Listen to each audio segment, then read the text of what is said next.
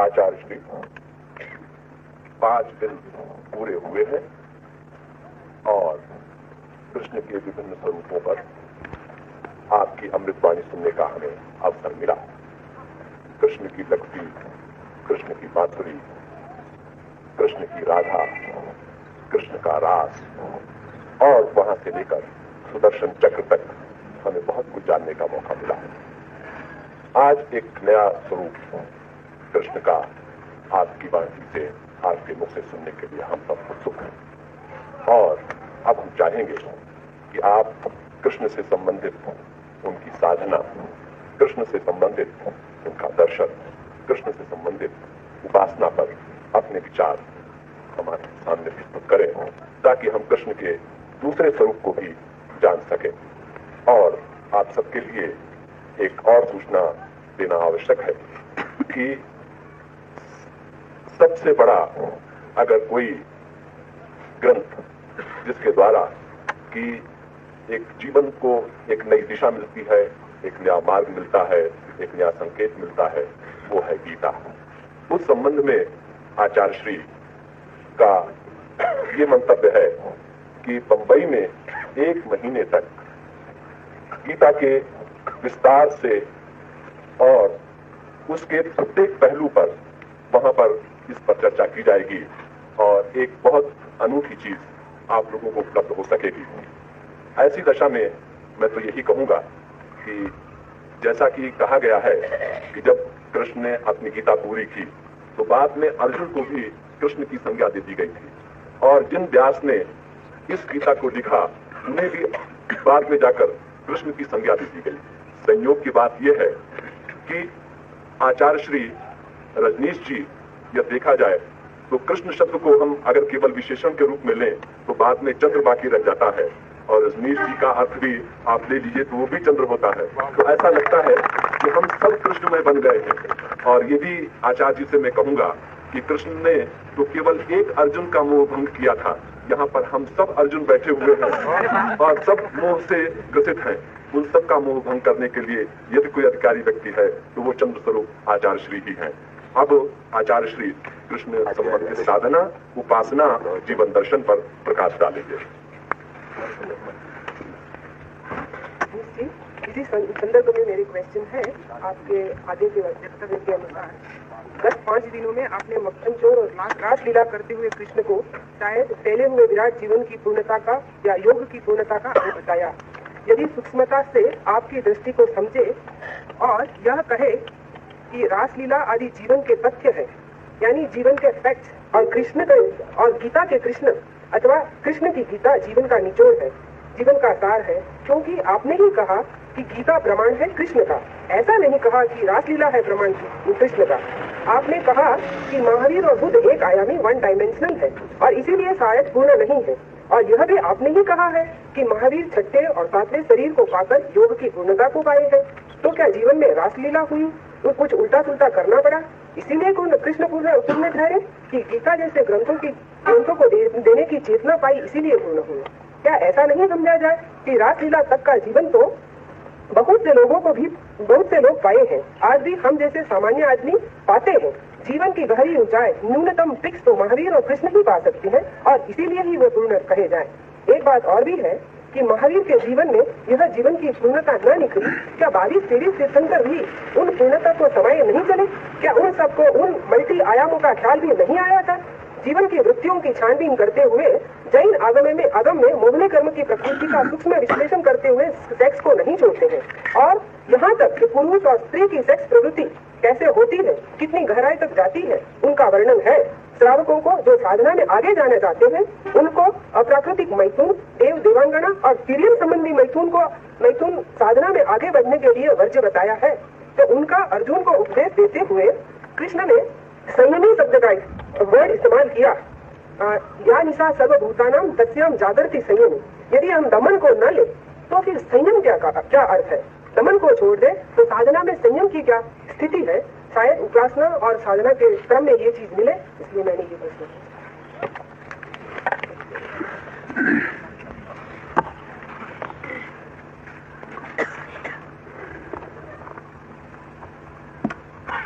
सबसे पहले पूर्णता का अर्थ समझ लेना चाहिए। पूर्णता भी एक आयामी और बहुआयामी हो सकती है। एक चित्रकार पूर्ण हो सकता है चित्रकला में, लेकिन इससे वो वैज्ञानिक की तरह पूर्ण नहीं हो जाता। एक वैज्ञानिक पूर्ण हो सकता है विज्ञान में, लेकिन इससे वो संगीतज्ञ की तरह पूर्ण नहीं हो जाता। तो पूर्णता का एक अर्थ तो वन डायमेंशनल है। इसलिए मैं महावीर, बुद्ध या जीसस को पूर्ण कहता हूं, एक आयामी अर्थों में। कृष्ण को बहुत दूसरे अर्थों में पूर्ण कहता हूं, बहुआयामी, मल्टी डायमेंशनल अर्थों में। जीवन के जितने आयाम हैं, जीवन की जितनी दिशाएं हैं, उनमें से हम सारी दिशाओं का त्याग करके एक दिशा में पूर्ण हो, यह संभव है। इस तरह की पूर्णता भी परम सत्य तक ले जाती है। वो नदी भी सागर पहुंच जाती है जो एक ही धारा बना के बहती है। वो नदी भी सागर पहुंच जाती है जो हजार धाराओं में टूट के सागर की तरफ बहती है। सागर तक पहुंचने के लिए संबंध में कोई भेद नहीं है। महावीर भी सागर में पहुंच जाते हैं, बुद्ध भी और कृष्ण भी, लेकिन महावीर एक धारा की भांति पहुंचते हैं, कृष्ण अनंत धाराओं की भांति पहुंचते हैं। इसलिए कृष्ण की पूर्णता बहुआयामी है, वो एक आयामी नहीं है, मल्टी डायमेंशनल है। इससे कोई ये ना समझ ले कि महावीर वहां नहीं पहुंच पाते साथ में शरीर के पार, बिल्कुल पहुंच जाते हैं। लेकिन कृष्ण बहुत बहुत मार्गों से वहां पहुंचते हैं और बिना किसी जीवन के तत्व का निषेध किए पहुंचते हैं। महावीर या बुद्ध निषेध किए बिना नहीं पहुंचते। इसलिए महावीर और बुद्ध के जीवन में निषेध का, निगेशन का अनिवार्य तत्व है। कृष्ण के जीवन में निषेध का कोई तत्व नहीं है। कृष्ण का जीवन पूरी तरह पॉजिटिव, पूरी तरह विधायक है। महावीर को छोड़ के पहुंचते हैं, कृष्ण सबको आत्मसात करके पहुंचते हैं। इसलिए मैंने कृष्ण की पूर्णता को भिन्न कहा है। इससे कोई ऐसा ना समझे कि महावीर अपूर्ण है, इससे इतना ही समझे कि उनकी पूर्णता एक आयामी है, कृष्ण की पूर्णता बहुआयामी है।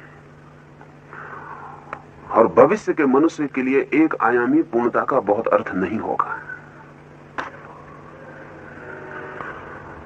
भविष्य के मनुष्य के लिए बहुआयामी पूर्णता का ही अर्थ होगा। इसका एक और ख्याल ले लेना जरूरी है कि जो व्यक्तित्व भी एक दिशा से पूर्ण होता है, वो अपने जीवन में ही दूसरी दिशाओं का निषेध नहीं करता। उसके एक दिशा से पूर्ण होने के कारण दूसरी दिशाएं दूसरे लोगों के जीवन में भी निषिद्ध होती हैं।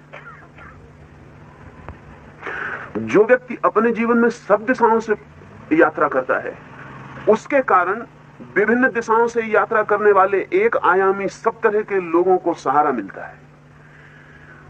जैसे हम ये सोच ही नहीं सकते कि कोई चित्रकार या कोई मूर्तिकार या कोई कवि महावीर की चिंतना के आधार पर कभी ब्रह्म को उपलब्ध हो सकता है, ये हम सोच ही नहीं सकते। महावीर की साधना एक आयामी उनके जीवन में ही नहीं बनेगी, जो साधना को समझेंगे उनके जीवन में भी शेष सारी दिशाओं का निषेध हो जाएगा। ये हम सोच ही नहीं सकते कि कोई नर्तक भी और ब्रह्म को उपलब्ध हो सकता है। महावीर के साथ नहीं सोच सकते, कृष्ण के साथ सोच सकते।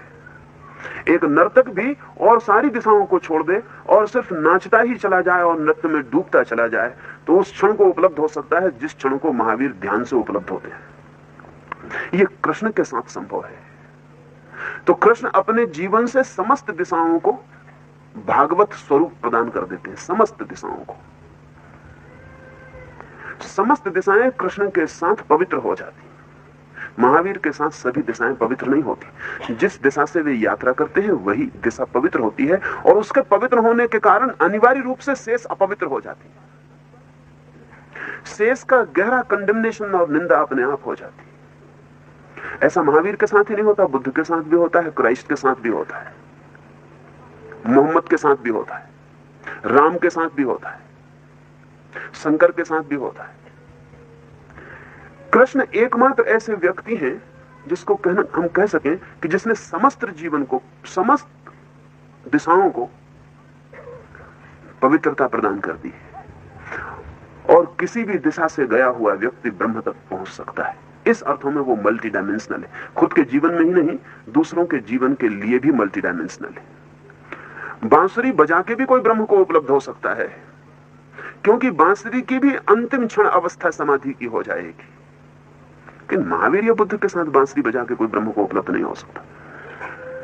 ऐसी कोई संभावना उनके व्यक्तित्व में नहीं है जो बांसुरी को भी इतनी गरिमा दे दे जितनी ध्यान और समाधि को है।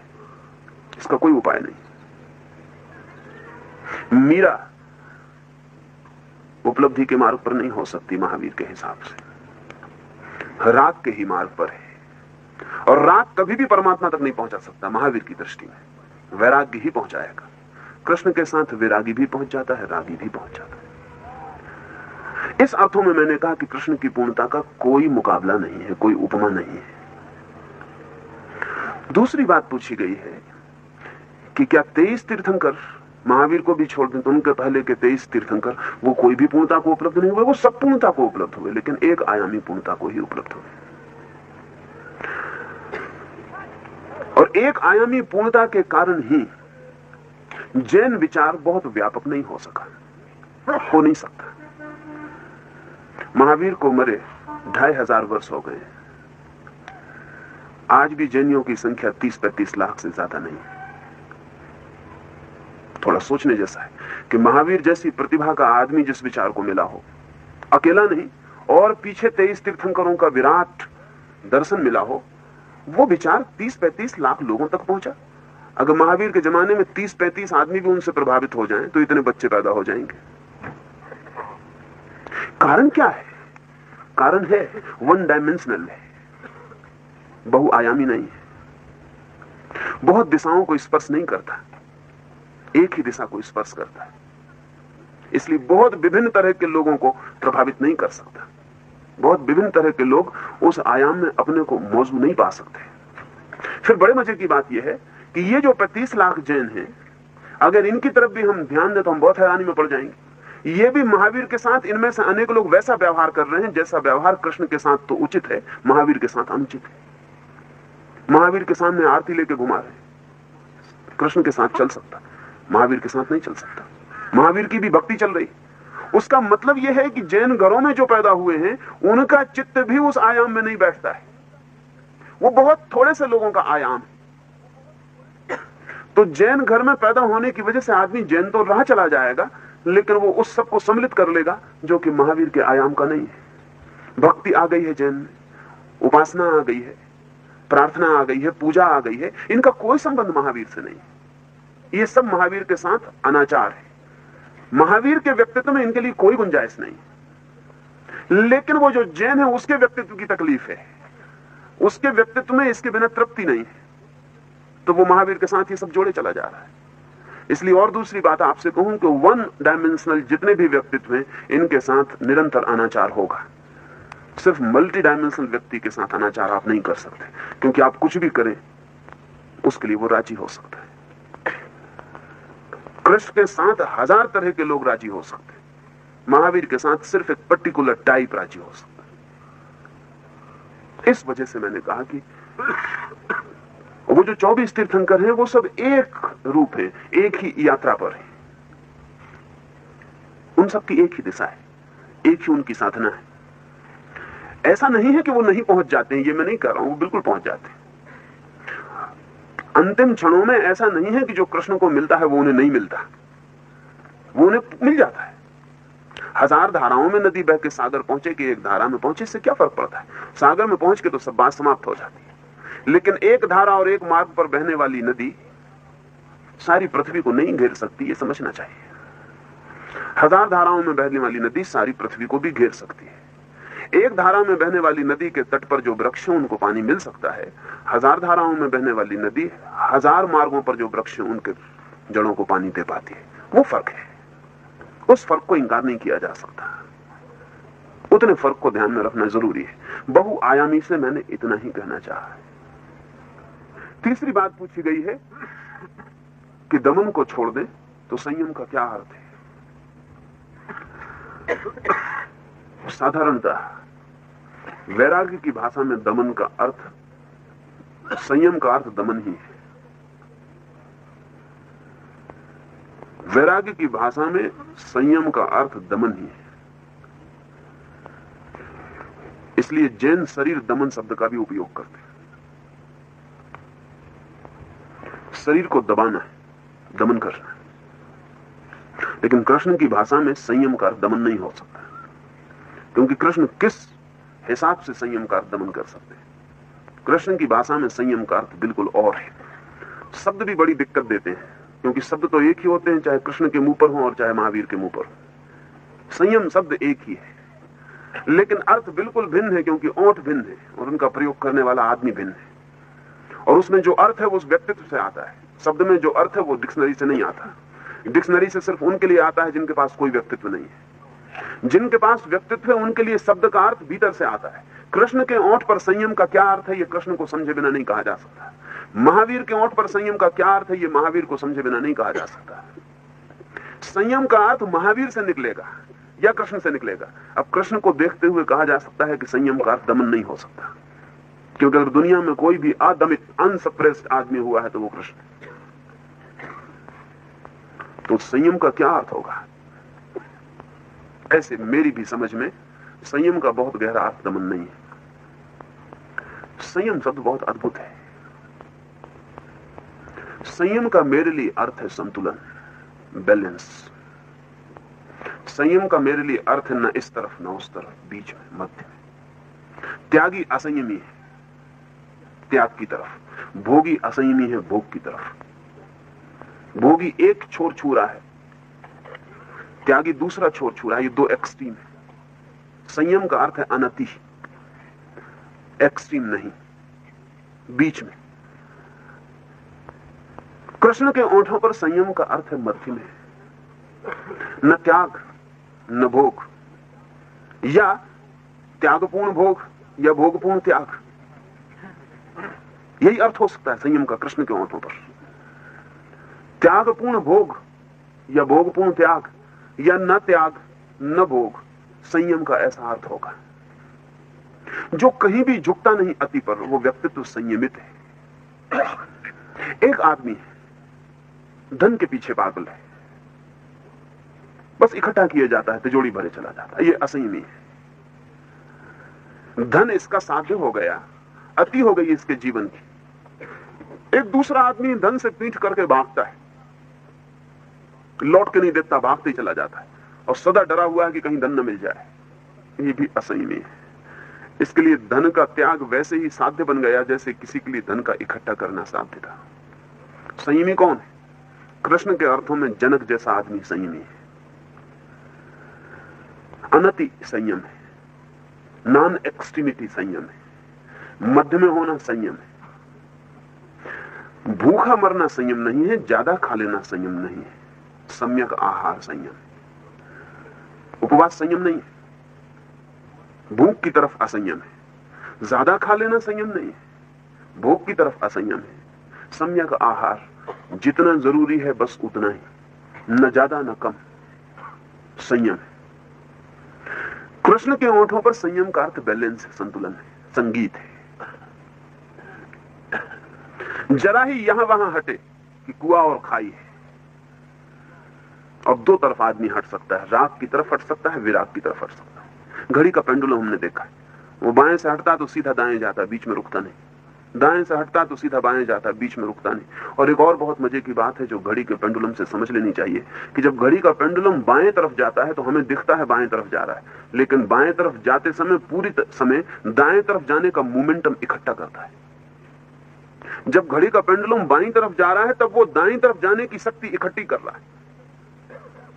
बाएं तरफ जाते हुए दाएं तरफ जाने की शक्ति इकट्ठी होती है, दाएं तरफ जाते हुए बाएं तरफ जाने की शक्ति इकट्ठी होती है। जो अनशन कर रहा है वो ज्यादा खाने की तैयारी कर रहा है, जो ज्यादा खा रहा है वो अनशन की तैयारी कर रहा है। जो राग में डूब रहा है वो विराग की तैयारी कर रहा है, जो विराग की तरफ दौड़ रहा है वो राग की तरफ दौड़ेगा। दोनों अतियां सदा जुड़ी होती। सिर्फ वो पेंडुलम ना जो बाएं जा रहा ना दाएं जा रहा, बीच में खड़ा हो गया, वो कहीं भी जाने की तैयारी नहीं कर रहा है, ना वो बाएं जाने की तैयारी कर रहा है, ना वो जाएं जाने की तैयारी कर रहा है। और ये जो मध्य में खड़ा हो गया पेंडुलम है, ये संयम का प्रतीक है। असंयम लेफ्टिस्ट या राइटिस्ट दो तरह का होता है। संयम का अर्थ है मध्य। कृष्ण के ओंठों पर यह अर्थ है कृष्ण के होठों पर दूसरा अर्थ नहीं हो सकता। इस अर्थ को हम अगर वास्तविक जीवन में समझने जाएंगे तो क्या होगा? इसे वास्तविक जीवन में समझने जाएंगे वस्तुतः जीवन की गहराई में, तो इसके दो अर्थ होंगे। ऐसा व्यक्ति न तो त्यागी कहा जा सकता न भोगी कहा जा सकता, या दोनों कहा जा सकता है, पर ऐसा व्यक्ति दोनों एक साथ होगा। उसके भोग में त्याग होगा, उसके त्याग में भोग होगा। इस संयम के अर्थ से त्यागवादी कोई परंपरा राजी ना होगी। त्यागवादी परंपरा के लिए संयम का अर्थ विराग होगा, असंयम का अर्थ राग होगा। जो राग को छोड़ता और विराग की तरफ जाता वो संयमी है। कृष्ण त्यागवादी नहीं है और कृष्ण भोगवादी भी नहीं है। अगर हम उन्हें कहीं भी रखें तो वो ठीक चारवाक और महावीर के बीच में खड़े हो जाएंगे। वे भोग में चारवाक से पीछे ना होंगे और त्याग में महावीर से पीछे ना होंगे। इसलिए अगर चारवाक और महावीर का कोई मिक्सचर बन सकता हो, अगर इन दोनों का कोई सम्मिलन बन सकता हो तो वो कृष्ण है। इसलिए कृष्ण के ओंठों पर सारे शब्दों के अर्थ भिन्न होंगे। शब्द वही है, अर्थ भिन्न हो जाएंगे, उनके व्यक्तित्व से अर्थ निकलेगा। दूसरा सवाल पूछा है, कृष्ण की उपासना साधना क्या है? कृष्ण के व्यक्तित्व में साधना जैसा कुछ भी नहीं, हो नहीं सकता। साधना में जो मौलिक तत्व है वो प्रयास है, एफर्ट है। बिना प्रयास के साधना नहीं हो सकती। दूसरा जो अनिवार्य तत्व है वो अस्मिता है, अहंकार है। बिना मैं के साधना नहीं हो सकती। करेगा कौन? कर्ता के बिना साधना कैसे होगी? कोई करेगा तभी होगी। साधना शब्द ठीक से अगर बहुत गहरे में समझे तो अनीश्वरवादियों का है। साधना शब्द जिनके लिए कोई परमात्मा नहीं है, आत्मा ही है, साधना शब्द उनका है। आत्मा साधेगी और पाएगी। उपासना शब्द बिल्कुल उल्टे लोगों का है। आमतौर से हम दोनों को एक साथ चलाए जाते हैं। उपासना शब्द उनका है जो कहते हैं आत्मा नहीं परमात्मा है, सिर्फ उसके पास जाना है, साधना कुछ भी नहीं। उपासना का मतलब है पास जाना, पास बैठना, उपआसन, निकट होते जाना, निकट होते जाना। और निकट होने का अर्थ है खुद मिटते जाना, और कोई अर्थ नहीं। हम उससे उतने ही दूर हैं जितने हम हैं। जीवन के परम सत्य से हमारी दूरी, हमारा डिस्टेंस उतना ही है जितने हम हैं। जितना हमारा होना है, जितना हमारा मैं है, जितना हमारा ईगो है, जितनी हमारी आत्मा है, उतने ही हम दूर हैं। जितने हम खोते हैं और विगलित होते हैं, पिघलते हैं और बहते हैं, उतने ही हम पास होते हैं। जिस दिन हम बिल्कुल नहीं रह जाते, उस दिन उपासना पूरी हो जाती है और हम परमात्मा हो जाते हैं। जैसे बर्फ पानी बन रहा हो, बस उपासना ऐसी है कि बर्फ पिघल रहा है, पिघल रहा है। साधना क्या कर रहा है? बर्फ साधना करेगा तो और सख्त होता चला जाएगा, क्योंकि साधना का मतलब होगा कि बर्फ अपने को बचाए। साधना का मतलब होगा कि बर्फ अपने को सख्त करे। साधना का मतलब होगा कि बर्फ और क्रिस्टलाइज्ड हो जाए। साधना का मतलब होगा कि बर्फ और आत्मवान बने। साधना का मतलब होगा कि बर्फ अपने को बचाए और खोए ना। साधना का अर्थ अंततः आत्मा हो सकता है, उपासना का अर्थ अंततः परमात्मा है। इसलिए जो लोग साधना से जाएंगे उनकी आखिरी मंजिल आत्मा पर रुक जाएगी। उसके आगे की बात वो न कर सकेंगे। वो कहेंगे अंततः हमने अपने को पा लिया। उपासक कहेगा अंततः हमने अपने को खो दिया। ये दोनों बातें बड़ी उल्टी हैं। बर्फ की तरह पिघलेगा उपासक और पानी की तरह खो जाएगा। साधक तो मजबूत होता चला जाएगा। इसलिए कृष्ण के जीवन में साधना का कोई तत्व नहीं है, साधना का कोई अर्थ ही नहीं है। अर्थ है तो उपासना का है। उपासना की यात्रा ही उल्टी है। उपासना का मतलब ही यह है कि हमने अपने को पा लिया, यही भूल है, हम हैं यही गलती है। To be is the only bondage, होना ही एकमात्र बंधन, न होना ही एकमात्र मुक्ति है। साधक जब कहेगा तो वो कहेगा मैं मुक्त होना चाहता हूं, उपासक जब कहेगा तो वो कहेगा मैं से मुक्त होना चाहता हूं। साधक कहेगा मैं मुक्त होना चाहता हूं, मैं मोक्ष पाना चाहता हूं, लेकिन मैं मौजूद रहेगा। उपासक कहेगा मैं से मुक्त होना है, मैं से मुक्ति पानी। उपासक के मोक्ष का अर्थ है ना मैं की स्थिति, साधक के मोक्ष का मतलब है मैं की परम स्थिति। इसलिए कृष्ण की भाषा में साधना के लिए कोई जगह नहीं, उपासना के लिए जगह। अब ये उपासना क्या है, इसे हम थोड़ा समझें। पहली तो बात समझ लें कि उपासना साधना नहीं है, इससे समझने में आसानी बनेगी, अन्यथा भ्रांति निरंतर होती रहती है। और उपासक हम में से बहुत कम लोग होना चाहेंगे, ये भी ख्याल में ले लें। साधक हम में से सब होना चाहेंगे,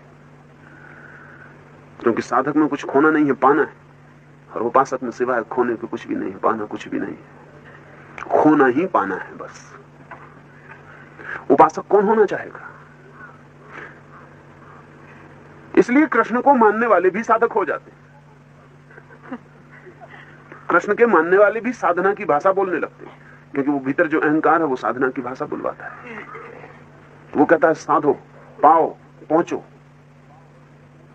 उपासना बड़ी कठिन बात है, आर्डुअस। इससे ज्यादा आर्डुअस, इससे ज्यादा कठिन कोई बात ही नहीं। पिघलो, मिटो, खो जाओ।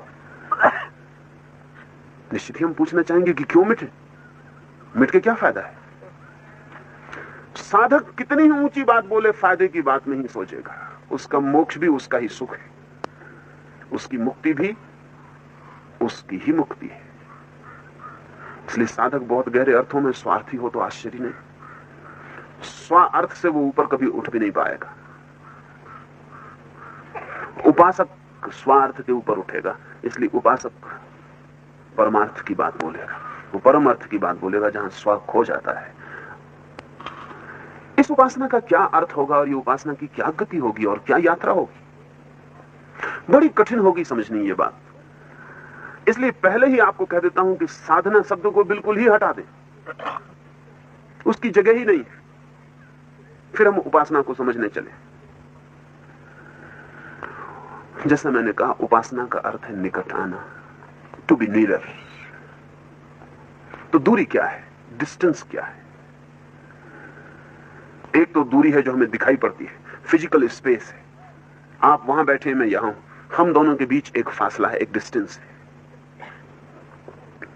मैं आपके पास आ जाऊं, आप मेरे पास आ जाएं, भौतिक दूरी समाप्त हो जाएगी। हम बिल्कुल पास पास, हाथ में हाथ लेकर, गले में गले डालकर बैठ जाएं, दूरी खत्म हुई। लेकिन दो आदमी गले में हाथ डाले हुए भी कोसों दूर पर हो सकते हैं। एक इनर स्पेस है, एक भीतरी दूरी है,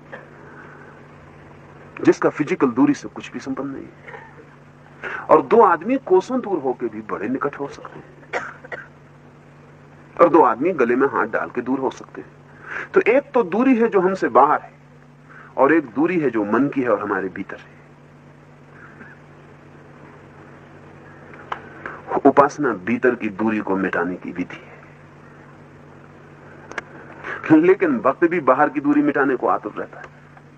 वो भी कहता है सेज बिछा दी है, आ जाओ। वो भी कहता है कब तक तड़पाओगे, आओ। वो भी बाहर की दूरी मिटाने को आतुर रहता है। लेकिन एक बड़े मजे की बात है कि बाहर की दूरी कितनी ही मिट जाए, दूरी बनी ही रहती है। हम कितने ही पास आ जाएं, बाहर से हम पास आते ही नहीं। पास आना बिल्कुल ही आंतरिक घटना है।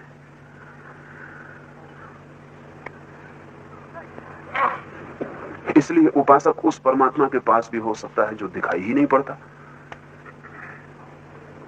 जिससे फिजिकल दूरी मिटाने का कोई उपाय ही नहीं, उसके भी पास हो सकता है। ये जो इनर स्पेस है हमारी, ये कैसे पैदा होती है? ये जो भीतर की दूरी, ये कैसे पैदा होती है? बाहर की दूरी हम समझते हैं कि कैसे पैदा होती है।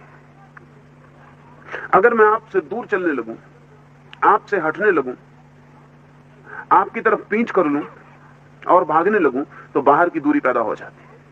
आपकी तरफ मुंह करने लगूं और आपकी तरफ चलने लगूं आपकी दिशा में, तो बाहर की दूरी कम हो जाती है। भीतर की दूरी कैसे पैदा होती? भीतर की दूरी चलने से पैदा नहीं होती, क्योंकि भीतर तो चलने की कोई जगह नहीं है।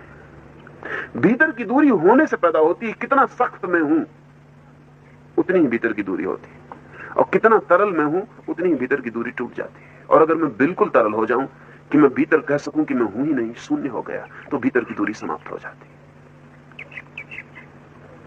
उपासना का अर्थ शून्य होना है। उपासना का अर्थ ना कुछ होना है, नथिंगनेस, नॉन बीइंग। मैं नहीं हूं इस सत्य को जान लेना उपासक हो जाना है। मैं हूं इस तथ्य को जोर से पकड़े रहना परमात्मा से दूर होते जाना है। मैं हूं यह घोषणा ही हमारी दूरी है। रूमी ने एक गीत लिखा है, एक प्रेमी अपनी प्रेयसी के द्वार को खटखटाता है। सूफियों का गीत है जो कि उपासना को जानते हैं। शायद पृथ्वी पर उपासना को जानने वाले थोड़े ही लोग हैं, वे सूफी हैं। कृष्ण को अगर कोई ठीक से समझ सकता है तो सूफी ही समझ सकते हैं। ऐसे भी मुसलमान फकीर हैं, लेकिन इससे क्या बनता बिगड़ता। सूफी गीत है जलालुद्दीन रूमी का कि प्रेमी ने द्वार खटखटाया है प्रेयसी का। भीतर से आवाज आई, कौन हो? तो प्रेमी ने कहा, मैं हूं, पहचानी नहीं। फिर भीतर से कोई आवाज नहीं आती। फिर प्रेमी द्वार खटखटाया चला जाता है और कहता है, मेरी आवाज नहीं पहचानती, मैं हूं। तब भीतर से बड़ी मुश्किल से इतनी भर आवाज आती है कि जब तक तुम हो तब तक प्रेम के द्वार नहीं खुल सकते। कब खुले हैं मैं के लिए प्रेम के द्वार? तो जाओ, उस दिन आना जिस दिन मैं न रह जाऊं। प्रेमी वापस लौट जाता है। वर्ष आते हैं जाते हैं, वर्षा और धूप और चांद और सूरज। वर्षों के बाद वो वापस लौटता है। वो द्वार पे दस्तक देता है। भीतर से फिर वही सवाल कि कौन? लेकिन अब वो प्रेमी कहता है, अब तो तू ही है। तो रूमी की कविता यहां पूरी हो जाती है। वो कहता द्वार खुल जाते, लेकिन मैं मानता हूं कि रूमी उपासना को पूरा नहीं समझ पाया। कृष्ण तक नहीं पहुंच पाई रूमी की समझ। गया थोड़ी दूर, रुक गया। अगर मैं इस कविता को लिखूं तो मैं कहूंगा कि फिर वो प्रेयसी भीतर से कहती है कि जब तक तू भी है तब तक मैं होगा ही, छिपा होगा कहीं। क्योंकि तू का बोध मैं के बिना नहीं होता। चाहे कोई मैं कहता हो और न कहता हो, जब तक तू है तब तक मैं मौजूद होगा ही। छिपा होगा, अप्रकट होगा, अंधेरे में दब गया होगा, मन के किसी कोने कातर में बैठ गया होगा, लेकिन होगा ही। क्योंकि कौन कहेगा तू? तू को कहने के लिए मैं होना ही चाहिए। ये सिर्फ तराजू बदल लिया, पहलू बदल लिए, बात कुछ हुई नहीं, बात कुछ बनी नहीं। तो मैं अगर इस कविता को लिखूं तो कहूंगा कि फिर वो कह देती है कि जब तक तू है तब तक मैं कैसे मिट सकता है। अभी तू मैं को खो के आया, अब तू को भी खो गया। ऊपर के संदर्भ में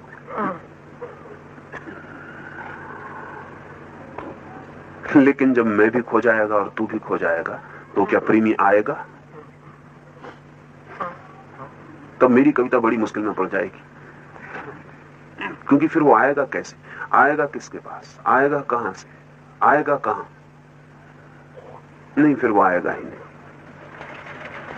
फिर आने की कोई बात ना रही, फिर जाने की कोई बात ना रही, क्योंकि फासला, वो इनर डिस्टेंस ही टूट गया जिसमें आया जाया जा सकता है। वो जो भीतर का फासला था वो टूट गया। वो तो मैं और तू का फासला था। इसलिए मेरी कविता आखिर में जाकर बड़ी मुश्किल में पड़ जाएगी। हो सकता है रूमी ने इसीलिए कविता वहीं खत्म की, क्योंकि आगे फिर कविता को खत्म कैसे करेंगे? वहां जाके एकदम कविता टकरा जाएगी जिंदगी की चट्टान से, टूट जाएगी। क्योंकि फिर आएगा कौन? आएगा किसके पास? आएगा क्यों? जब तक आता है तब तक फासला है, और जब मैं और तू ना रहे तो कोई फासला नहीं। जो जहां है उसे वहीं मिल जाता है। उपासना के लिए कहीं पहुंचना नहीं होता, जहां हम हैं वहीं घटित हो जाती है। किसी के पास नहीं पहुंचना होता, बस अपने से मिटना होता है और पास पहुंचना हो जाता है। पूछा है कि मार्टिन बूबर के संदर्भ में भी कुछ कहूं। मार्टिन बूबर की सारी चिंतना मैं और तू के इंटीमेसी, मैं और तू की रिलेशनशिप, मैं और तू के संबंधों पर है। मार्टिन बूबर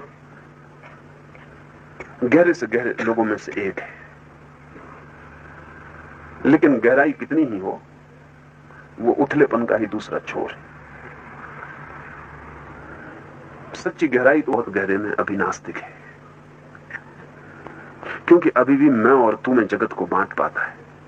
या ऐसा कहें कि ये द्वैतवादी आस्तिक का जगत है, लेकिन द्वैतवाद चूंकि झूठा है इसलिए द्वैतवादी आस्तिकता का भी कोई अर्थ नहीं होता। एक अर्थ में नास्तिक अद्वैतवादी होता है, क्योंकि वो कहता है एक ही है पदार्थ। हाँ। एक अर्थ में नास्तिक अद्वैतवादी होता है, क्योंकि वो कहता है एक ही है पदार्थ। और एक अर्थ में आत्मवादी अद्वैतवादी होता है, क्योंकि वो भी कहता है एक ही है, आत्मा है। अब मेरा मानना है कि एक ही से एक पर जाना बहुत आसान है, दो से एक पर जाना बहुत कठिन, इसलिए द्वैतवादी नास्तिक से भी ज्यादा उलझन में होता है। क्योंकि किसी दिन अगर नास्तिक अद्वैतवादी को यह दिखाई पड़ जाए कि पदार्थ नहीं है, आत्मा है, तो यात्रा तत्काल बदल जाती है। एक तो वो मानता ही था, वो एक क्या है इसकी व्याख्या पर झगड़ा था, वो पदार्थ है कि परमात्मा है। लेकिन द्वैतवादी की झंझट और गहरी है। द्वैतवादी मानता है दो है, पदार्थ भी है परमात्मा भी है, इसे एक पर पहुंचना बहुत मुश्किल है। बूबर द्वैतवादी है, वो कहता है मैं और तू, लेकिन उसका द्वैतवाद बहुत मानवीय है, क्योंकि वह को मिटा देता है, तू का दर्जा देता है, दूसरे को भी आत्मा का दर्जा देता है। लेकिन मैं और तू के बीच संबंध ही हो सकते हैं, एकता नहीं हो सकती, एक नहीं हो सकता। संबंध कितने ही गहरे हों तब भी फासला बना रहता है। अगर मैं आपसे संबंधित हूं, कितना ही गहरा संबंधित हूं, तब भी मेरे और आपका संबंध मुझे और आपको दो में तोड़ता है। संबंध जोड़ता भी है, तोड़ता भी है, वो दोहरे काम करता है। जिससे हम जुड़ते हैं उससे हम टूटे हुए भी होते हैं। जिस जगह हमारा जोड़ होता है वही हमारी टूट भी होती है। जो हमारा सेतु है वही हमें दो तटों में भी तोड़ देता है। जो सेतु जोड़ता है वो तोड़ता भी है। असल में जोड़ने वाली कोई भी चीज तोड़ने वाली भी होती है, होगी ही, अनिवार्य है वो। इसलिए दो कभी एक नहीं हो पाते। कितने ही गहरे संबंध हो, संबंध कभी भी एक नहीं हो पाते। इसलिए गहरे से गहरा संबंध भी दो बनाए रखता है। प्रेम का कितना ही गहरा संबंध हो, उसमें दो नहीं मिटते, और जब तक दो नहीं मिटते तब तक प्रेम तृप्त नहीं हो सकता। इसलिए सब प्रेम अतृप्त होते हैं। दो तरह की अतृप्तियां हैं प्रेम की। प्रेमी न मिले तो, और मिल जाए तो। प्रेमी न मिले तो यह अतृप्ति होती है कि जिससे मिलना चाहता वो नहीं मिला, और प्रेमी मिल जाए तो यह अतृप्ति होती है कि जिससे मिलना चाहता वो मिल तो गया, लेकिन मिलना कहां हो पा रहा है। फासला खड़ा ही है, दूरी बनी ही, पास आ गए हैं बहुत, लेकिन कहां दूरी मिटती है। इसलिए कई बार जिसको अपना प्रेमी नहीं मिलता वो भी उतना दुखी नहीं होता जितना दुखी वो हो जाता है जिसे उसका प्रेमी मिल जाता है। क्योंकि जिसको नहीं मिलता उसे एक आशा तो रहती है कि कभी मिल सकता है। इसकी वो आशा भी टूट जाती है कि अब क्या होगा, मिल तो गया लेकिन मिलना नहीं हो पा रहा है। असल में कोई मिलन नहीं बन सकता, क्योंकि मिलन में संबंध ही है, और संबंध दो बनाए रखता है। इसलिए मार्टिन बूबर मैं और तू के गहरे संबंधों की बात करता है, जो बड़ी मानवीय है। और इस जगत में जो कि निरंतर पदार्थवादी होता चला गया है, मार्टिन बूबर की बात भी बड़ी धार्मिक मालूम होती है, लेकिन मुझे मालूम नहीं होती। मैं तो कहूंगा ये बात धार्मिक नहीं है, सिर्फ समझौता है। ये मैं और तू के बीच अगर एकता न हो सके तो कम से कम संबंध ही हो। प्रेम और उपासना में यही फर्क है। प्रेम संबंध है, उपासना असंबंध है। असंबंध का मतलब यह नहीं कि दो असंबंधित हो गए, असंबंध का मतलब यह कि दो के बीच से संबंध गिर गया, रिलेशनशिप भी गिर गई, वो जो संबंध था वो भी गिर गया। अब दो ही ना रहे, वो एक ही हो गए। ये जो एक हो जाना है ये उपासना है। इसलिए प्रेम का अगला कदम उपासना है। और जिसे हम प्रेम करते हैं उससे हम तब तक पूरी तरह नहीं मिल सकते जब तक वो दिव्य ना हो जाए, भागवत ना हो जाए, भगवान ना हो जाए। दो मनुष्यों का मिलन असंभव है, उनका मनुष्य होना ही बाधा देता रहेगा। दो मनुष्य ज्यादा से ज्यादा संबंधित हो सकते हैं, दो परमात्मा तत्व ही मिल सकते हैं, क्योंकि फिर तोड़ने वाला कोई भी नहीं रह जाता, जोड़ने वाला भी कोई नहीं रह जाता है। इसलिए मार्टिन बूबर ज्यादा से ज्यादा प्रेम पर पहुंच सकता है, कृष्ण उपासना पर पहुंचते हैं। उपासना बहुत और बात है, उपासना बहुत ही और बात है। वहां दूसरा भी मिट गया है, मैं भी मिट गया हूं, और हम दोनों के मिटने पर जो शेष रह जाता है, दैट विच रिमेन्स, वो विस्तार जो बाकी रह गया, उसे हम क्या नाम दें? उसे हम पदार्थ कहें, उसे हम आत्मा कहें, उसे मैं कहूं, उसे मैं तू कहूं, उसे हम कोई भी नाम दें वो गलत होंगे। इसलिए जो परम उपासक हैं वे चुप रह गए, उन्होंने उसके लिए कोई नाम नहीं दिया। उन्होंने कहा वो अनाम है, नेमलेस है। उन्होंने कहा उसका कोई छोर नहीं, उसका कोई प्रारंभ नहीं, उसका कोई अंत नहीं। उन्होंने कहा उसका कोई नाम नहीं, उसका कोई रूप नहीं। उन्होंने कहा उसका कोई आकार नहीं, उन्होंने कहा उसे कोई शब्द नहीं दिया जा सकता। वे चुप रह गए, वे मौन रह गए। परम उपासक मौन रह गया है। उस सत्य के संबंध में उसने कोई घोषणा नहीं की, क्योंकि सभी घोषणाएं द्वैत में गिर जाती हैं। मनुष्य के पास ऐसा कोई शब्द नहीं है जो द्वैत में न ले जाता हो। हम शब्द का उपयोग किए नहीं कि हमने जगत को दो में तोड़ा नहीं, इधर हमने शब्द का उपयोग किया, वहां चीजें दो में टूटी। ऐसे ही जैसे हम किसी प्रिज्म में से सूर्य की किरण को निकालें तो वो 7 हिस्सों में टूट जाती है, ऐसे ही हमने भाषा से किसी सत्य को निकाला तो वो तत्काल दो में टूट जाता है। भाषा का प्रिज्म हर सत्य को दो में तोड़ देता है, और दो में टूटते ही सत्य असत्य हो जाता है। इसलिए परम उपासक चुप रह गया, मौन रह गया। नाचा है, बांसुरी बजाई, गीत गाया है, इशारे किए, लेकिन घोषणा नहीं की। घोषणा शब्दों में होती, गेस्चर से जाहिर किया है।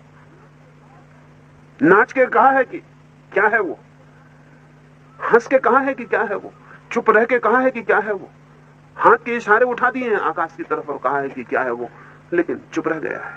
पूरे व्यक्तित्व से कहा है कि क्या है वो।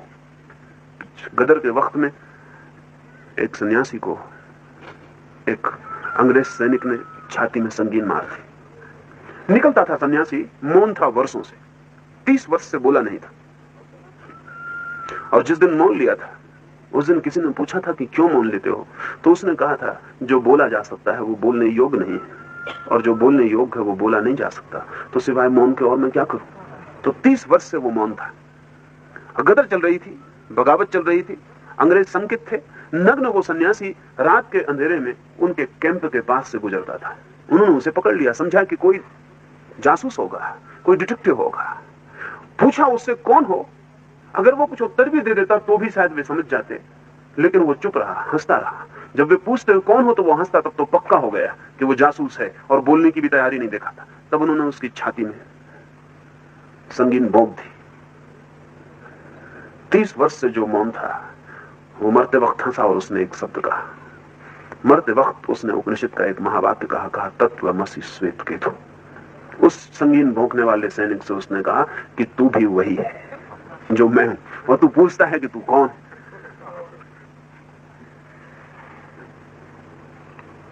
इशारे या फिर असंगत भाषा। कबीर की भाषा को लोगों ने संध्या भाषा कहा है। संध्या भाषा का मतलब यह है कि न पक्का पता चले कि दिन है कि रात। बात ऐसी हो कि पक्का पता ना चले कि हां है कि ना, पक्का पता ना चले कि तुम स्वीकार करते हो कि अस्वीकार, तुम आस्तिक हो कि नास्तिक, तुम मानते हो कि नहीं मानते हो। जिस भाषा में कुछ पक्का पता ना चले उस भाषा को संध्या भाषा कहा है। इसलिए कबीर की भाषा का अभी भी अर्थ तय नहीं हो पाता, कृष्ण की भाषा का भी नहीं हो सकता। जिन्होंने भी सत्य को कहा है उनकी भाषा संध्या भाषा हो गई, क्योंकि वे दोनों को साथ साथ कहेंगे, हां और ना को, या दोनों को साथ साथ इंकार कर देंगे, और हमारी भाषा में कोई तर्क व्यवस्था में वे नहीं बैठ पाएंगे। इसलिए मौन रह गए वे लोग जिन्होंने जाना उसे जहां मैं और तू दोनों खो जाते हैं। अच्छा आचार्य श्री, यहाँ पर सार्त्र जो कहता है एक्सिस्टेंस बायर एसेंस, तो आप एसेंस को ही एक्सिस्टेंस का वो मानते हैं कि दोनों का एक समन्वय आप करते हैं। और इधर साधना शिविर में आने वाले लोग भी गड़बड़ में पड़ गए कि उपासना शिविर में आए हैं या साधना शिविर में। गड़बड़ में डालना मेरा काम है।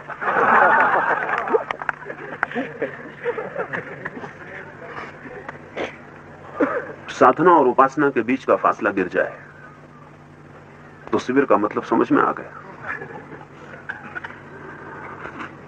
शास्त्र या और अस्तित्ववादी ऐसा मानते हैं एग्जिस्टेंस प्रीसीड्स एसेंस। बड़ी अजीब बात है, क्योंकि दुनिया में ऐसा मुश्किल से कभी माना गया है। इससे उल्टी बात सदा मानी जाती रही। दुनिया के जितने तत्व चिंतन हैं उन सबका मानना है एसेंस प्रीसीड्स एग्जिस्टेंस। इसे समझ लें। शास्त्र के पहले या अस्तित्ववादियों के पहले जितने भी तत्व चिंतन है वो ये मानते हैं कि बीज वृक्ष के पहले स्वभावतः। शास्त्र कहता है वृक्ष बीज के पहले। सारा चिंतन साधारणता कहेगा कि अस्तित्व के पहले आत्मा है, तभी तो अस्तित्व हो सकेगा। सात्र कहता है अस्तित्व पहले है फिर आत्मा है, क्योंकि अस्तित्व ही न होगा तो आत्मा कैसे गठित होगी। कृष्ण के संदर्भ में क्या मतलब होगा? असल में आदमी के तत्वचिंतन की सारी लड़ाइयां बड़ी बचकानी, बहुत चाइल्डिश। वे सारी लड़ाइयां तत्वचिंतन की जो मनुष्य जाति ने अब तक बड़े से बड़े दार्शनिकों के द्वारा की हैं, वे बच्चों के छोटे से सवाल में समाहित हो जाती हैं कि मुर्गी पहले होती है कि अंडा। बड़े से बड़ा तत्वचिंतन, बड़े से बड़ी फिलोसॉफी इस छोटे से मुद्दे पर लड़ती रही है। जो जानते हैं वे कहेंगे कि मुर्गा और अंडी दो नहीं है, इसलिए कौन पहले ये सिर्फ नासमझ पूछ सकता और बड़ा नासमझ उत्तर दे सकता। अगर हम ठीक से समझें तो अंडे का मतलब क्या होता है? अंडे का मतलब क्या होता है? अंडे का मतलब कुल छिपी हुई मुर्गी होता है। मुर्गी का क्या मतलब होता है? छिपा हुआ अंडा होता है। अंडा और मुर्गी दो चीजें अगर होती तो कौन प्रसिद्ध करता है? यह सवाल सार्थक था। कौन पहले है? यह सार्थक था सवाल अगर अंडा और मुर्गा दो चीजें होती। अंडा और मुर्गा एक ही चीज है, या एक ही चीज को हमारे देखने के दो ढंग, या एक ही चीज के दो क्षणों में दिखाई पड़ने की स्थितियां हैं, लेकिन दो चीजें नहीं है। अंडा और मुर्गी एक ही चीज की दो फेज है, एक ही चीज के प्रकट होने के दो ढंग हैं। बीज और वृक्ष दो चीजें नहीं है, जन्म और मृत्यु दो चीजें नहीं है। एक ही चीज के होने के दो ढंग हैं। या हो सकता है कि हम पूरी तरह देख नहीं पाते, इसलिए हम दो में तोड़ के देखते हैं। दृष्टि हमारे पास छोटी है। जैसे समझ लें कि एक बड़ा कमरा हो, एक बड़ा भवन हो, एक छोटा सा छेद हो, और उस छेद में मैं आंख गड़ाए देखता हूं, पूरा कमरा दिखाई नहीं पड़ता। छेद से कुछ पहले मुझे एक कुर्सी दिखाई पड़ती, फिर मैं आंख को घुमाता हूं, फिर मुझे दूसरी कुर्सी दिखाई पड़ती, फिर मैं आंख को और घुमाता हूं, मुझे तीसरी कुर्सी दिखाई पड़ती। मैं पूछ सकता हूं कि इन तीनों कुर्सियों में पहले कौन है, लेकिन कमरे के भीतर जाके मैं क्या कहूंगा? कौन पहले? सब साइमल्टेनियस है, वो तीनों कुर्सियां एक साथ हैं। लेकिन जिस छेद से मैंने देखा था वहां पहले एक कुर्सी दिखाई पड़ी, फिर दूसरी कुर्सी दिखाई पड़ी, फिर तीसरी कुर्सी दिखाई पड़ी। पहले कौन था? कमरे के भीतर जाके मैं पूछूंगा कि पहले कौन है, मैं कहूंगा तीनों कुर्सियां साथ हैं। एक लेबोरेटरी है ऑक्सफोर्ड यूनिवर्सिटी में जिसने अभी इस सदी के श्रेष्ठतम खोजें की हैं। मैं मानता हूं कि भविष्य के लिए सबसे बड़ा काम उस प्रयोगशाला में हो रहा है। उस प्रयोगशाला का नाम है दिलावार लेबोरेटरी। एक बड़ी चमत्कारपूर्ण घटना जो घटी है वो ये है कि एक कली का फोटोग्राफ लेते वक्त कली का फोटो नहीं आया, फूल का फोटो आ गया। बहुत सेंसिटिव फिल्म से अब तक जो सबसे ज्यादा संवेदनशील फिल्म बन सकी है, उस फिल्म के सामने कली रखने से गुलाब की थी तो कली फोटो आ गया गुलाब के फूल का। बड़ी कठिनाई हो गई क्योंकि अभी कली फूल हुई नहीं, होगी तो बड़ी मुश्किल की बात होगी। जो कली अभी फूल हुई नहीं है उसका फोटो कैसे आ गया? या तो किसी बहुत रहस्यपूर्ण जगत में वो फूल अभी भी हो चुकी है, सिर्फ हमें दिखाई नहीं पड़ रही, और कैमरा उसे देख पाया जो हम नहीं देख पाए। शायद कैमरा कमरे के भीतर जाकर देख पाया जहां कली और फूल साइमल्टेनियस है। हमारी आंख कमरे के बाहर से देखती थी जहां पहले कली है फिर फूल है। लेकिन शायद कोई भूल हो गई हो, शायद इस कैमरे की फिल्म पहले ही एक्सपोज हो गई हो। हजार बातें हैं, किसी फूल का फोटो पहले आ गया हो, कुछ भूल चूक हो गई हो, कुछ केमिकल गड़बड़ हो गई हो, तो प्रतीक्षा करनी पड़ेगी जब तक वो कली फूल ना बन जाए। फिर वो कली फूल बन गई और तब बहुत मुश्किल हो गई, क्योंकि जो वो फूल बनी उसका फोटो ही पहले पकड़ा गया था। वो फोटो कोई केमिकल भूल ना थी, वो इसी फूल का फोटो। दिलावार लेबोरेटरी के छोटे से कमरे में घटी ये घटना बड़ी मुश्किल में डाल देती है। इसका मतलब यह हुआ कि हमारे देखने के ढंग की वजह से एक दफे हमें अंडा दिखाई पड़ा। कृष्ण सी आंख हो देखने की हमारे पास, तो मुर्गा और अंडा क्या एक साथ नहीं दिखाई पड़ सकते? हमें बड़ी मुश्किल पड़ेगी, क्योंकि ये तर्क के बाहर का मामला हो गया। लेकिन विज्ञान बहुत से तर्क के बाहर के मामलों को पिछले 25 सालों में स्वीकार कर रहा है। एक और आपको उदाहरण दूर से ख्याल आ सके, ताकि ऐसा न लगे कि मैं कोई अवैज्ञानिक बात कह रहा हूं। आज से 50 साल पहले तक कभी कोई सोच भी नहीं सकता था, लेकिन इधर 50 वर्षों में बड़ी मुश्किल पड़ी। जैसे ही हम अणु का विस्फोट किए, वैसे बड़ी कठिनाई आई जो मनुष्य जाति के सामने पहली दफे आई, और वो ये थी कि इलेक्ट्रॉन को हम क्या कहें। क्योंकि कभी इलेक्ट्रॉन का फोटो ऐसा आता है जैसे इलेक्ट्रॉन वेव है, लहर, और कभी ऐसा आता है जैसे पार्टिकल है, कण। और कभी एक ही साथ दो कैमरे फोटो लेते हैं तो एक कैमरे में फोटो आता है वेव का और दूसरे कैमरे में फोटो आता है कण का।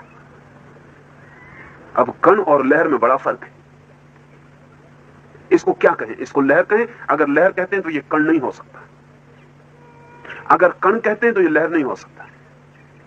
इसलिए अंग्रेजी में एक नया शब्द ईजाद हुआ जो अभी दुनिया की दूसरी भाषा में नहीं हुआ, क्योंकि दुनिया की दूसरी भाषाएं उस गहराई पर नहीं पहुंची, वह है क्वांटा। एक नया शब्द बनाना पड़ा। क्वांटा का मतलब है both simultaneously, wave and particle. मगर क्वांटा बड़ा मिस्टीरियस मामला है। क्वांटा का मतलब होता है दोनों एक साथ, लहर भी और कण भी, हाँ, मुर्गी भी और अंडा भी, क्वांटा।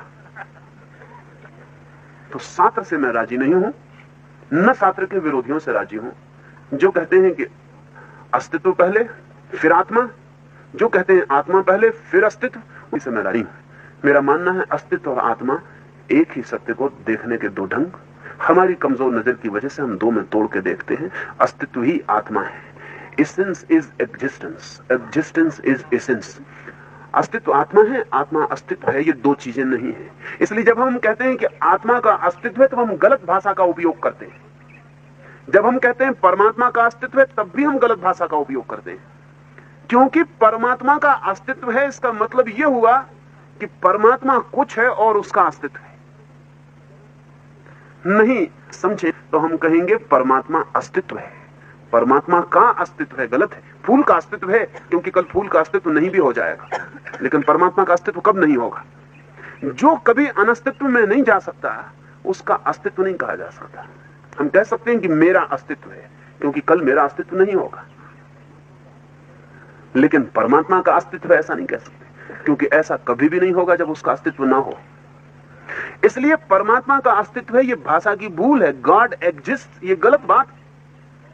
परमात्मा अस्तित्व है, गॉड इज एग्जिस्ट। लेकिन भाषा हमेशा दिक्कत में डालती है, क्योंकि जब हम कहते हैं गॉड इज एग्जिस्टेंस, परमात्मा का अस्तित्व है, तो वो है शब्द भी बहुत झंझट का है, क्योंकि परमात्मा इस तरफ, अस्तित्व उस तरफ, और इससे है से रिलेटेड।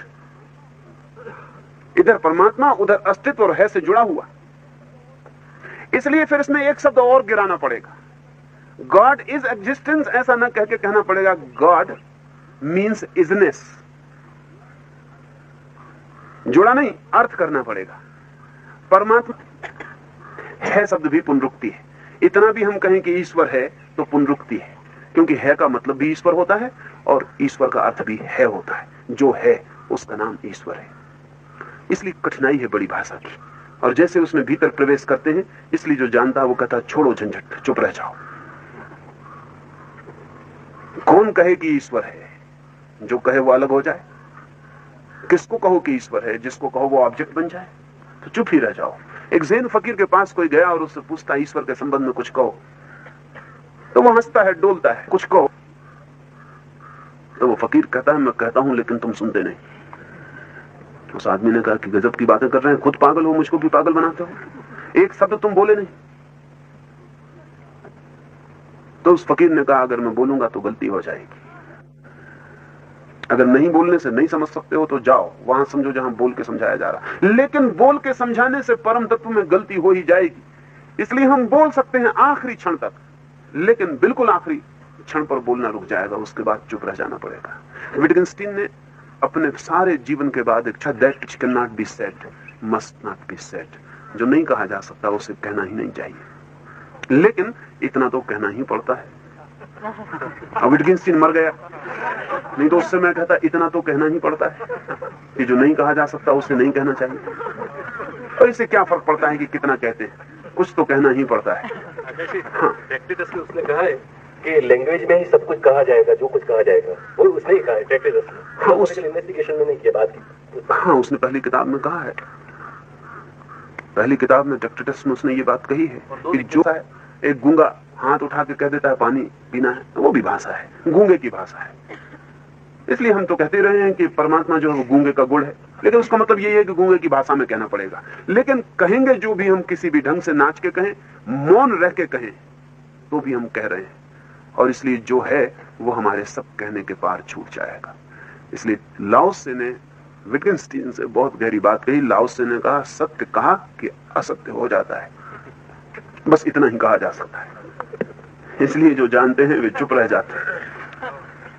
पूर्ण होता है तब वह सर्व अर्थात नमय हो जाता है। उपरोक्त कथन का अभी आप खंडन कर रहे हैं। इसमें लगता है कि केवल शब्दों की एम्फेसिस पर बदल रहे हैं आप। पूर्णमय और नमय में क्या पूर्णमय और नमय एक नहीं है? कोई अंतर नहीं है, क्योंकि पूर्णमय का मतलब ही इतना होता है कि तू नहीं बचा बाहर, सब तू मैं में समा गए।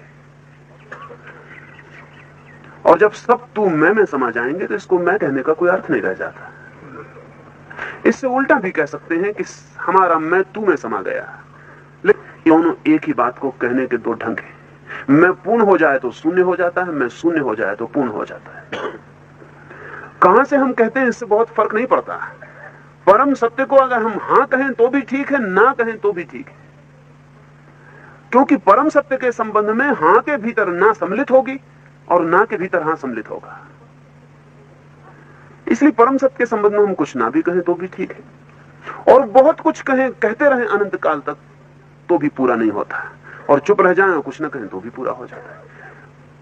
सत्य को कोई जगह से देखते हैं, कोई धारणा से देखते हैं, कोई भाव से देखते हैं, कोई विचार से देखते हैं, कहीं ना कहीं कोई कंसेप्शन है हमारा, उससे खड़े होकर हम देखते हैं। जब तक हमारी कोई धारणा है, कोई दृष्टि है, तब तक जिस सत्य को हम देखेंगे वो अपूर्ण होगा, अधूरा होगा, खंड होगा, अंश होगा। इतना भी हम जाने कि वो अंश है, खंड है, तो भी ठीक है, लेकिन हर दृष्टि घोषणा करती है कि मैं पूर्ण हूं।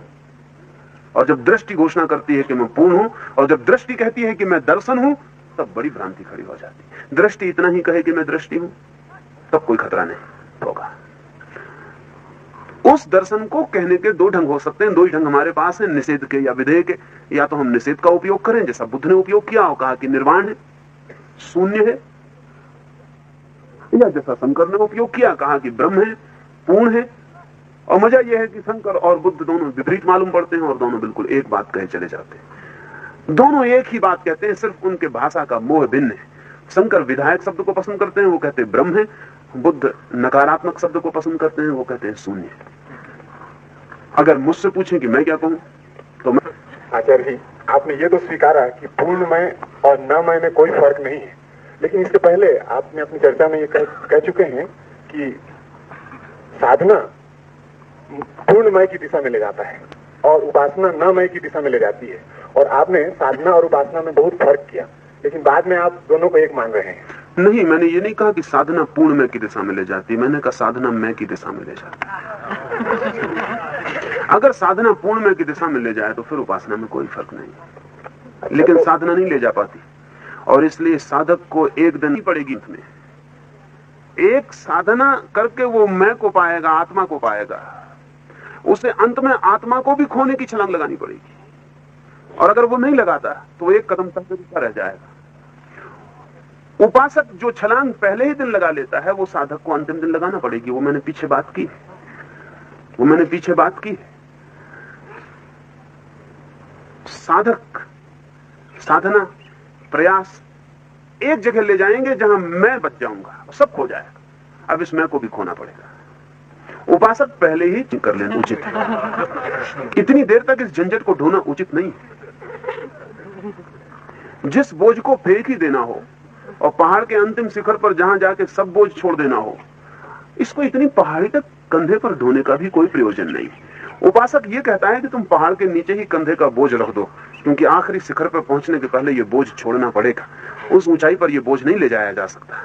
लेकिन हम कहते हैं कि नहीं, जब तक ले जाया जा सकता है तब तक हम ले चलें, जब आएगा मौका तब देख लेंगे। तो हम पूरा पहाड़ बोझ ढोते हैं, आखिरी शिखर के पहले तो छोड़ना पड़ता है। उपासक नीचे ही छोड़ाता है, वो कि यहीं जाएं, थोड़ी दूर ना भी गए तो क्या हर्ज, अपने बोझ के साथ ही रुक जाए। ये समस्या उसके सामने खड़ी होगी, ये उपासक के सामने पहले दिन ही खड़ी होगी, नीचे ही पहाड़ के। उसकी भी कठिनाई तो है। कठिनाई ये है कि साधक बोझ को ले जाता दिखाई पड़ेगा और उसको लगेगा कि कुछ लोग तो लिए चले जा रहे हैं और मुझे यहीं छोड़ना पड़ रहा है। कहीं ऐसा ना हो कि ये शिखर पे सांठ लिए पहुंच जाए और मैं गरीब यहीं छोड़ जाऊं और आखिर में पता चले कि ये तो पहुंच गए बोझ के साथ और मैं खाली हाथ पहुंच गया। इसलिए साधक की कठिनाई अंत में है, उपासक की कठिनाई प्रथम है। अब नहीं कहा जा सकता टाइप है दुनिया में, किसी को अच्छा लग सकता।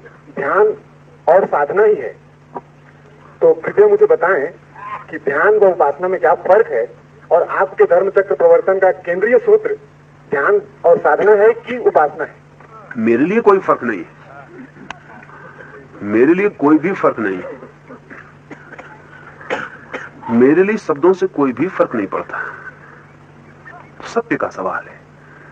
मैं ध्यान में भी उसी सत्य को कहता हूं, उसी सत्य को प्रार्थना में भी कह देता हूं, उसी सत्य को साधना में भी कहता हूं, उसी सत्य को उपासना में भी कह देता हूं। मेरे लिए फर्क नहीं पड़ता। उपासना के लिए राजी होंगे, उनका एम्फेटिक शब्द उपासना होगा। मेरे लिए कोई झंझट नहीं है,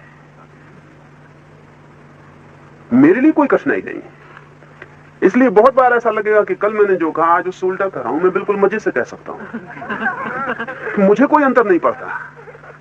अभी कृष्ण पे बोल रहा हूं इसलिए उपासना की बात कर रहा हूं, पिछले वर्ष महावीर पे बोल रहा था इसलिए साधना की बात कर रहा था, अगले वर्ष क्राइस्ट पर बोलूंगा तो कुछ और बात करूंगा। मेरे लिए जो जैसा सत्य दिखाई पड़ता है, उस सत्य के दिखाई पड़ने में अब मेरे लिए कोई फर्क नहीं रह गया कि कौन के लिए क्या फर्क है। लेकिन जब आप कृष्ण को, महावीर नाचने को राजी ना होंगे, कृष्ण महावीर की तरह आंख बंद करके वृक्ष के नीचे नग्न खड़े होने को राजी ना होंगे। मेरे लिए दिक्कत नहीं है, मेरे लिए कठिनाई नहीं। इसलिए जब आप महावीर को समझने की मुझसे बात करेंगे तो मैं न कह सकूंगा कि महावीर नाचते हैं, मैं कैसे कह सकूंगा, ये महावीर के साथ अन्याय हो जाएगा। आप कृष्ण को समझ रहे हैं तो मैं न कह सकूंगा कि कृष्ण आंख बंद करके वृक्ष के नीचे ध्यान करते, ये मैं न कह सकूंगा। वृक्ष के नीचे कृष्ण ने सदा नाच किया, ध्यान कभी नहीं किया। कृष्ण ने कभी ध्यान ही किया है इसका भी कोई खबर नहीं है। महावीर कभी नाचे, साधना के पहले भी। टाइप, ये टाइप का फर्क है, महावीर और कृष्ण के टाइप का फर्क है। महावीर बिना साधना किए पहुंचेंगे ही नहीं। असल में महावीर राजी भी ना होंगे, ये भी समझ लेना चाहिए। अगर महावीर को कोई कहे कि बिना साधना के ये रखा रखाया मिलता है तो महावीर कहेंगे क्षमा करें, ऐसा हम ना लेंगे, क्योंकि जिसको अर्जित नहीं किया उसको ले लेना चोरी। महावीर कहेंगे कि जिसको अर्जित नहीं किया, जिसके लिए साधा नहीं, उपाय नहीं किया, उसे ले लेना चोरी, हम ना लेंगे। अगर महावीर को मोक्ष कोई दान में मिलता हो, ऐसा रास्ते के किनारे पड़ा हुआ मिलता हो, तो महावीर को जैसा मैं समझता हूं वो उसे ठुकरा के आगे चले जाएंगे। वो कहेंगे ऐसा हम न लेंगे। ये टाइप का फर्क है, ये व्यक्तित्व भेद है। इसमें ऊंचे नीचे की बात नहीं कर रहा हूं, ये व्यक्तियों के भेद है। ये कृष्ण और महावीर दो तरह के बड़े गहरे व्यक्तित्वों का भेद है। महावीर के लिए वही सार्थक है जो मिलता है, खोज से उगाड़ा जाता है, श्रम से पाया जाता है। इसलिए महावीर का नाम ही श्रमण हो गया और महावीर की पूरी परंपरा का नाम श्रमण परंपरा हो गया। महावीर कहते हैं जो भी मिलेगा वो श्रम से मिलेगा, श्रम के बिना पाया हुआ सब चोरी है। चाहे परमात्मा भी मिल जाए बिना श्रम के तो वो कुछ न कुछ जाने। महावीर के भाषा शास्त्र में प्रसाद और ग्रेस जैसा कोई शब्द नहीं है। प्रयास, श्रम, पुरुषार्थ, साधना, संघर्ष, ऐसे शब्द होंगे। इसलिए महावीर की पूरी परंपरा श्रमण परंपरा है। हिंदुस्तान में दो परंपराएं हैं, श्रमण और ब्राह्मण। ब्राह्मण परंपरा का अर्थ है जो मानते हैं ब्रह्म हम है ही, होना नहीं। श्रम परंपरा का अर्थ है कि ब्रह्म हमें होना है, हम है नहीं। और दो तरह के ही लोग हैं। और मैं मानता हूं कि ब्राह्मण तरह के लोग बड़े न्यून हैं, ब्राह्मण भी नहीं है, जिनको मुश्किल। साधारण मन कहता है पाना ही होगा, श्रम करना ही होगा, कुछ किए बिना कैसे मिलेगा। हमारा सब गणित कहता है साधन के बिना साध्य नहीं, श्रम के बिना उपलब्धि नहीं, प्रयास के बिना पहुंचना कैसा है। इसलिए ब्राह्मण तो कभी कभी 2, 4, 10 सदियों में एक आध आदमी होता है, बाकी सब श्रमण है। चाहे वो अपने को जैन और श्रमण मानते हो कि न मानते हो। इसलिए बुद्ध और महावीर के बड़े भेद होते हुए भी दोनों की परंपरा को श्रमण नाम मिल गया, दोनों की परंपरा को। क्योंकि बुद्ध का भी आग्रह बिना पाए नहीं मिलेगा, खोजना पड़ेगा। कृष्ण उसमें बहुत कठिनाई नहीं है। ये दो तरह के सोचने के ढंग, दो तरह के व्यक्तित्व, दो तरह की चित्त, उनकी यात्रा है। फिर भी एक अंतिम बात पूछूं, कृष्ण अपने पिछले जन्मों में कभी न कभी तो अपूर्ण और अज्ञानी रहे ही होंगे। अपूर्ण और अज्ञानी तो महावीर भी किसी जन्म में नहीं रहे, सिर्फ पता उनको इस जन्म में चला, और कृष्ण को सदा से पता है। अपूर्ण और अज्ञानी तो आप भी नहीं हो, अपूर्ण और अज्ञानी तो कोई भी नहीं है। यहां सब आदमी सोए हुए, सूरज निकला हुआ है, एक आदमी जागा हुआ है। ये जो आदमी जागा हुआ है और ये जो आदमी सोए हुए हैं, इन दोनों के लिए सूरज निकला हुआ है। सूरज के निकलने में कोई फर्क नहीं। एक आदमी जागा हुआ है, उसे पता है कि सूरज निकला है, बाकी सोए हैं उन्हें पता नहीं कि सूरज नहीं निकला है। जब वे जागेंगे वे कहेंगे कि अरे अब सूरज निकला। नहीं, उचित यही होगा कि वो कहेंगे सूरज तो निकला था, हम अब जागे। अपूर्ण अज्ञानी न महावीर है, न कृष्ण, न आप हो। लेकिन कृष्ण अपने को किसी भी तल पर कभी भी ये भी जान लिया जाता है कि ये होना उनका सदा से था, सिर्फ पता अब चला। और क्या फर्क पड़ता है कि किसी को 2 जन्म पहले चला और 2 जन्म बाद चला। हमको बहुत दिक्कत मालूम होती है किसी को 10 जन्म पहले चला और किसी को 10 जन्म बाद चला, क्योंकि हम टाइम में जीते हैं। हमारा सारा सवाल यह है कि कौन पहले कौन पीछे। लेकिन जगत में समय का न कोई प्रारंभ है न कोई अंत है। इसमें आगे और पीछे का क्या मतलब है? आगे और पीछे का तभी तक मतलब है जब तक अंत और आदि को हम मानते हो। अगर समय का कोई प्रारंभ ही नहीं है तो मुझसे 2 दिन पहले जिसे ज्ञान मिला उसे मुझसे ये बाद और पहले तभी सार्थक हो सकते हैं जब आगे पीछे खंबे लगे हों कि वहां समय खत्म हो जाता है, वहां समय शुरू होता है। अगर कभी समय शुरू होता हो तो उसको मुझसे 2 दिन पहले मिल गया। उस खंबे से नाप की जा सकती है कि यह आदमी 2 दिन पहले मुझसे पहुंचा। आगे के खंबे से नाप की जा सकती है कि मैं 2 दिन बाद पहुंचा। लेकिन अगर पीछे कोई प्रारंभ ना हो और आगे कोई अंत ना हो तो कौन पहले पहुंचा और कौन पीछे पहुंचा? पहले और पीछे पहुंचने की धारणाएं हमारी समय की धारणाएं हैं, और जो भी पहुंचते हैं वे समयातीत, कालातीत, बियॉन्ड टाइम पहुंच जाते हैं। इसलिए एक मैं अजीब सी बात आपसे कहूं कि जिस क्षण इसे ऐसा समझे, थोड़ा सा एक बड़ा वर्तुल हम बनाएं, एक सर्किल बनाएं, सर्किल के बीच में एक सेंटर हो और सर्किल से परिधि से हम कई रेखाएं सेंटर की तरफ खींचे। परिधि पर रेखाओं में फासला होगा, 2 रेखाओं में दूरी होगी, फिर दोनों रेखाएं केंद्र की तरफ चलती हैं तो दूरी कम होती जाती है। फिर जब वे केंद्र पर पहुंचते हैं तो दूरी खत्म हो जाती है। परिधि पर दूरी होती है, केंद्र पर दूरी समाप्त हो जाती है। टाइम की जो सर्कमफ्रेंस है, समय की जो परिधि है, उस पर महावीर 1 दिन छलांग लगा के केंद्र पर पहुंचते हैं। समय की परिधि पर कृष्ण और महावीर केंद्र पर सब फासले समाप्त हो जाते हैं। लेकिन ये जरा कठिन है, ये ख्याल में लेना कठिन है, क्योंकि हम परिधि पर जीते हैं और हमें सेंटर का कोई पता नहीं है। इसे ऐसा भी समझ लें, एक बैलगाड़ी का चाक चलता है तो चाक चलता है लेकिन कील खड़ी रहती है। और बड़े मजे की बात तो यह है कि खड़ी हुई कील पर ही चाक चलता है। चलता उसके आधार पर है जो नहीं चलती है। चाक कई मील चल जाएगा और चाक कहेगा कि 10 मील की यात्रा की, और अगर कील से पूछेंगे कि कील तूने कितनी यात्रा की, कील कहेगी मैं कुछ चली ही नहीं, और चाक कहेगा मैं 10 मील चला। और कील और चाक एक ही साथ जुड़े, तो चाक जो कील से जुड़ा है 10 मील चल गया, और कील जो चाक से जुड़ी है बिल्कुल नहीं चली। ये दोनों बातें एक साथ कैसे हो सकती है? एक साथ हो जाती है। हम रोज गाड़ी में देखते हैं, ये इसलिए हो जाती है कि कील सेंटर पर है और चाक परिधि पर है।